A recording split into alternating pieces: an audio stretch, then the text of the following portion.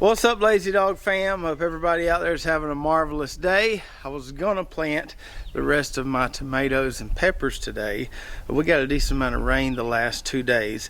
Not as much rain as they said we were gonna get, but still enough rain to make things kind of wet around here.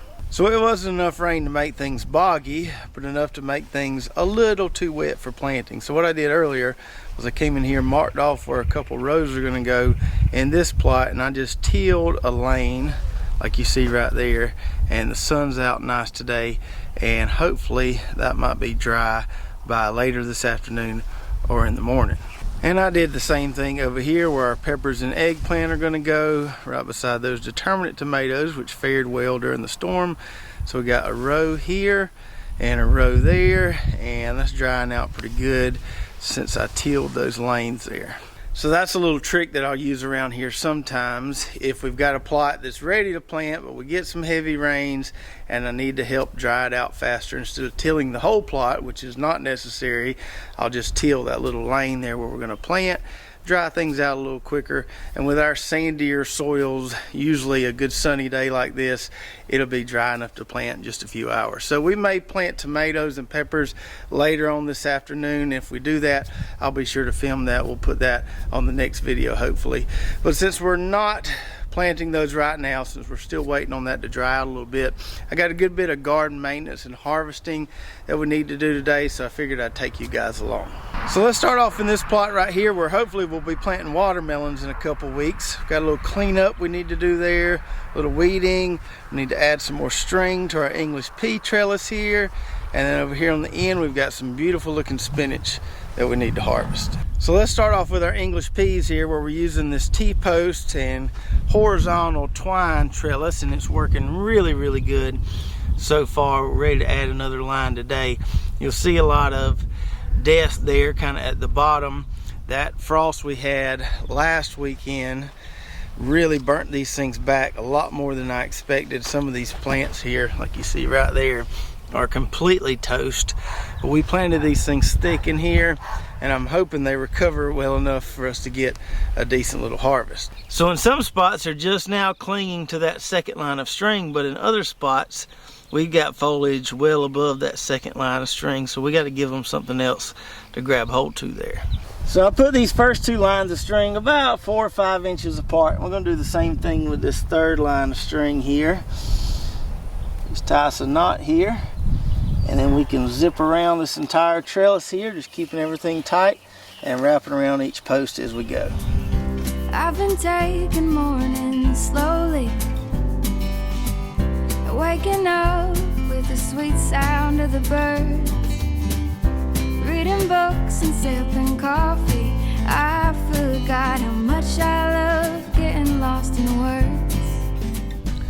All right, that takes less than a minute per row to just run a line of string on it like that. It gets easier as the lines of string get higher. We got that nice and tight there, so it can support all those peas once they grab hold to it there. So I'm really liking this type of English pea trellis so far. Like I told you many videos ago, we used this type of trellis the first year on our homestead with English peas, and I'm not really sure why I abandoned it, but I'm glad I got back to it. To me, it's probably the easiest thing to do is for English peas. You don't have to haul a big heavy cattle panel trellis around. You just put some T-post up, run some string every couple weeks. And now for activity 2 on this plot here, we need to harvest this beautiful spinach again. It's been harvested twice. You can see it's grown back very well for a third harvest here. Not sure if we'll get a fourth harvest because it may get too hot, but we will surely enjoy this third harvest. Now we had some pest issues, especially early on with this spinach. On the first harvest, there was a lot of it that we had to discard just because it was eaten up too bad. But I sprayed it with this stuff here, this Azera, which I have found to be the best organic insecticide that I've ever used, and we knocked that problem out pretty good. That's not to say there's no pest damage on these leaves that we're about to harvest, but it has been greatly reduced.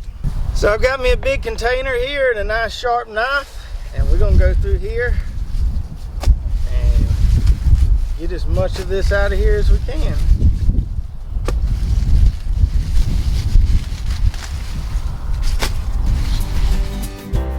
It took us a while to get here. It took the world falling apart. But maybe we needed to take a step back to remember how lucky we are. Well, we didn't get all of it harvested. We got about 2/3 of that row. We'll leave this little piece right here. My baskets are pretty much both full there, and so I need to get these inside pretty quick before they start wilting. And I tell you what, that spinach harvesting ain't no joke. I like to think I'm in pretty decent shape, but even 20 or 25 row feet of that gets me all cramped up, and I got to stand up and move around a little bit. So that's another good reason why I only did about 2/3 of that row. That's all I want of it today, and we'll come back and get the rest another day. And then the last thing for this plot would be to take care of these few weeds we got out here. We don't want to plant watermelons with all these weeds sitting out here. We want to have it nice and clean. So I need to get those out. And this fennel here, I'd left it hoping to attract some of those swallowtail butterflies, but it's just been dying. As you can see here, I don't know what I did wrong. I really haven't done anything to it besides plant it, and it looked really good for a while, but it's just dying slowly. So I don't think I'm gonna leave them here for the butterflies, because I don't think they're gonna make it. So to the compost pile we'll go with these. And we're not dealing with a huge weed infestation out here in this plot. It's just light weeds. So I don't think it's gonna be necessary just to wheel hoe the whole thing. So my weapon of choice today is gonna be this little diamond hoe here. Just kind of scuffle those weeds out of there, rake them out, and get it cleaned up. It's like time is falling asleep in the afternoon. Sunlight that's keeping us warm. Against our will, we're finally sitting still and savoring the days before they're gone. I wonder how it took us this long. All right, so with the help of our diamond hoe, we got this no-till plot here looking a lot better. Nice and clean on that side. Nice and clean on the other side of these English peas. And we're ready for watermelons whenever the watermelons are ready. And now it's time for a little harvesting. So we cleaned up most of this plot here several videos ago. This is where our pumpkins will be going very soon. And considering all the rain we've had, it has actually stayed pretty clean.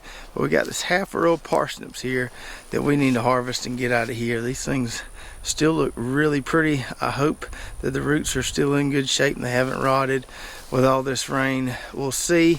But we just got to get those out of there so we can plant pumpkins.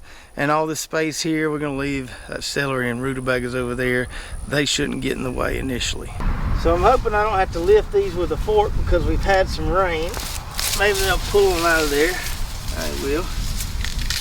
So we'll just tear the good part off, put the rest in the buggy over there.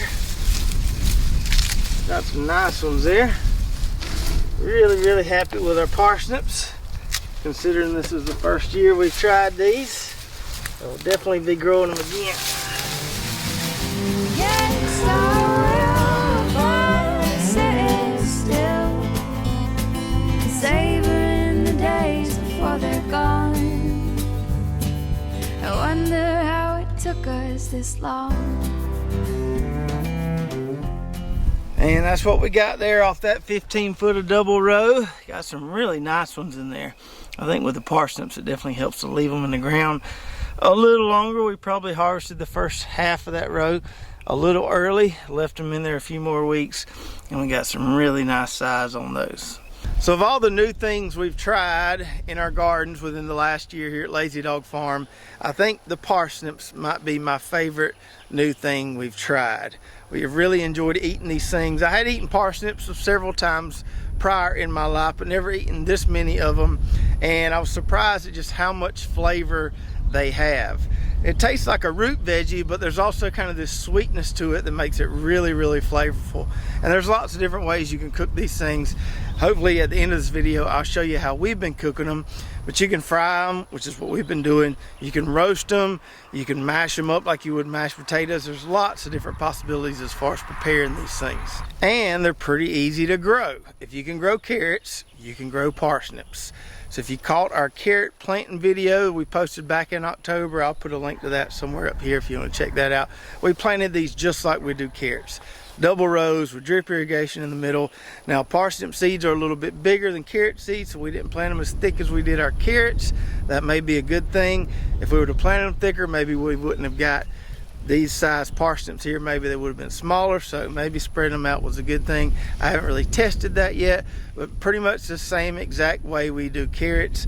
Plant them in October, overwinter them, and now these are ready to harvest probably about, I would say, a month after the carrots. So they do take longer than carrots. We harvested all our carrots several weeks ago and just now getting around to getting the rest of these parsnips out of the ground. And one more thing about the parsnips. We've had several viewers say that you got to be real careful harvesting these things because the leaves will sting up your arms bad and your hands and make you break out almost like you have poison ivy. Well, I haven't found that to be true yet, but maybe it affects some people differently than others. I personally have never had poison ivy that I'm aware. Now, I'm pretty sure I've contacted poison ivy at some point in my life. As much as I've been in the woods, hunting, fishing, doing biological stuff, I'm sure I've ran into poison ivy before, but I've never had like a poison ivy breakout. Funny story about that. We had this botany professor in undergrad.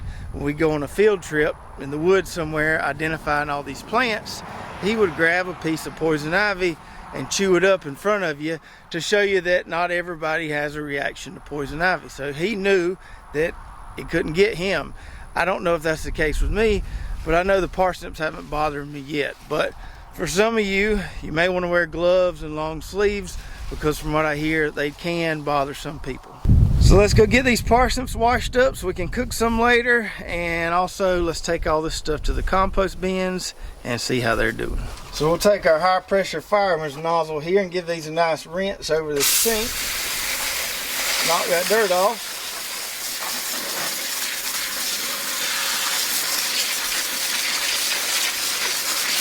And then once we got them relatively clean like this, we'll set them up here on top of this post so they can dry out in the sun for a few hours. When they get dry, then we can bag them up and put them in the fridge. And before we add all this good stuff to our geo bins, let me give you a little update on how these things are doing. Now, a few weeks ago, I was starting to have my doubts about this whole composting system here because it seemed like it was taking forever for it to start getting hot and actually composting. But it has started getting hot recently. I can tell a difference in the heat coming off these things. Now, we filled each of these 3 bins at least 4 or 5 times already, and they just keep sinking down as this stuff breaks down because most of it's just kind of water, and we have the paper here which doesn't break down too much. We've got a few volunteer lettuce plants in this one here, but if we dig down here we can start to see some kind of good stuff going on down in there. Feels warm down in there. Looks pretty good, nice and moist. I think we're going to have some really good compost by the time it all happens. I may have to turn this one a little bit. Now these 2 over here where we have the pipe in the middle, the kind of Johnson Sioux bioreactor style, I have noticed that these start composting a lot quicker than this one here without the pipe. Now I could probably remove the pipe on these if I wanted to, but I don't have another bin that needs a pipe at the moment. I probably do need to get one more in here so I can flip this one into a new one, and we might put the pipe in that one. But I think the pipe has done its job so far. It does seem to get things going a little faster, keep things moist down at the bottom, and so I like what I'm seeing using the pipe so far. So if we look down in this one, dig past some of this cardboard, we got all kind of nasty gooey stuff going on in there. And these pipes are supposed to make it more fungal dominated, and it looks like that is what's happening so far. And on this one here, looks like we might make us a decent little tater crop. We threw a bunch of old squishy rotten taters in here that we had underneath the barn. We were cleaning off the rack and they look pretty good. A few of them died with that frost last weekend, but most of them hung on. So I'll be interested to see if we actually get a decent tater harvest out of here. I have no idea what varieties these are. It's probably a mixture of several different varieties. But when these plants start dying back, come early summer, we'll dump this out or flip it into another bin and see what we have here as far as taters go. So now we'll just take all these parsnip tops and I'll probably just put them in this first bin. I've been trying to kind of equally allocate the stuff to each bin. A little bit of green, a little bit of shredded cardboard and paper. Just trying to keep it somewhat even as far as brown to green that we put in each bin. And if I have any soil or compost left in the back of my buggy bed there, I always dump that in the geo bin too to kind of help things along. Alright, so good to get some of that garden cleanup done today, as we'll be planting more and more warm season stuff this week. Probably going to be getting some pumpkins in the ground very soon because those transplants are pretty much ready in the greenhouse. But now let me take you inside and show you how we've been cooking these parsnips. Alright, so we got us a few nice sized parsnips here. Got some grease getting hot in that bad boy right there. You could peel these if you wanted to. I just scrubbed them with a sponge. That's good enough for me. Now we just need to slice them up. So we'll just take the end off of them here. Save that for the compost bin. Of course, you could use a mandolin for this, but for just doing a little snack like this, I'm just going to slice them with my knife. Just kind of thin slices here. Alright, so there's a nice little batch for the fryer there. Make sure you save these end pieces here. They're a little too small to slice up like we're doing these, but save these for roasting because they'll be really good for that. Alright, feels like our grease is hot enough there. Start dropping these puppies in here. Getting a little frying action going on. Oh yeah, it's plenty hot enough. I'll kind of put them in there one at a time so they don't stick together.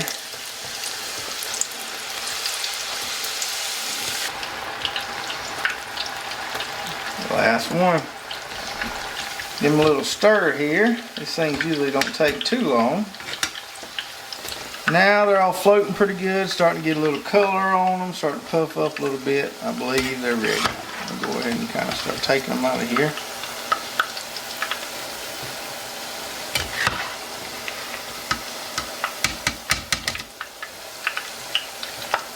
And while they're still hot, put your little salt on them babies, if that's something you like. And enjoy. That's it right there. Really good little snack, also good side dish. So when you fry these up like this, it pretty much has the texture of a tater and a little bit of the same flavor as a tater, but it's got a little more sweetness to it. It's a little more complex flavor than a fried tater chip is. And obviously there are many more healthier ways to cook these than to deep fry them like we just did. You could air fry them, you could do them in the oven, however you wanted to. Every now and then I just like to get the grease hot and deep fry something. And if you've got kids and you're wondering how in the world will I get my kids to eat parsnips, I promise you, if you cook them like this, they'll tear them up. So if you're not already, you need to grow you some parsnips. So the next time you plant carrots, whenever that is, for us it's going to be a while. It'll be October of this year, so definitely more than just a few months. But the next time you plant carrots, plant you some parsnips in the same plot. Treat them just like you would the carrots. Just know that you're going to harvest them a little later than the carrots, and I think you'll be pleasantly surprised at how good they are.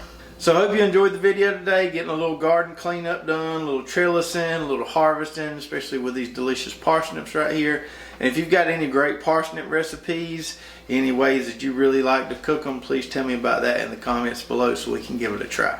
If you're watching on YouTube, make sure to check out our affiliate links below. A lot of great companies that we use in our gardens here at Lazy Dog Farm. We even got some coupon codes for some of those so you can take advantage of those discounts. If you haven't already, go check out our website, lazydogfarm.com, where we've got some Lazy Dog Farm merch, our garden journal, recipes, and all kinds of good stuff. If you did enjoy this video, make sure to subscribe, hit that notification button, like, and share, and we'll see you next time right here at Lazy Dog Farm.